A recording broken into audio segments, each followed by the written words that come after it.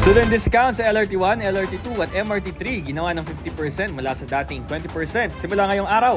Ayon sa Department of Transportation, magagamit ito mula Lunes hanggang Linggo kahit holiday. Grade school, high school, college, pati yung nagmamasters, pati yung naglo-law school, kasama dito. Kailangan lang nilang pakita ang kanilang valid ID sa ticket counter, or kung wala silang valid ID na student ID, kahit yung kanilang certificate of registration. Kaya ang dating 35 pesos na one-way trip mula Antipolo hanggang Recto, ngayon 18 pesos na lang. 36 pesos naman ang two-way o balikan.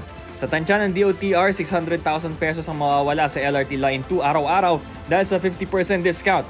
400,000 pesos kada araw sa LRT1 at 200,000 pesos sa MRT3. Dapat tulungan natin yung mga estudyante, lalo na ngayon.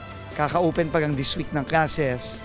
And kahit pa paano, alam naman natin, hirap na hirap tayo sa buhay natin ngayon.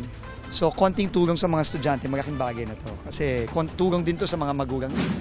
Sa gitna ng sunod-sunod na reklamo ng kanilang customer, Prime Water Infrastructure Corporation ikinatwira ng kalumaan ng mga infrastruktura sa mga lugar na sakop ng kanilang joint venture.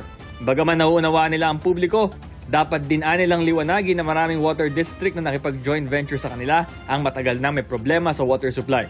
Bahagi nila ng plano nila sa Luzon ang pag-ayos sa mga infrastruktura na nangangailangan ng rehabilitasyon.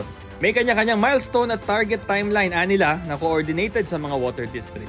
Para sa GMA Integrated News, Bam Alegre ang inyong saksi. Mga kapuso, maging una sa saksi. Mag-subscribe sa GMA Integrated News sa YouTube para sa iba't ibang balita.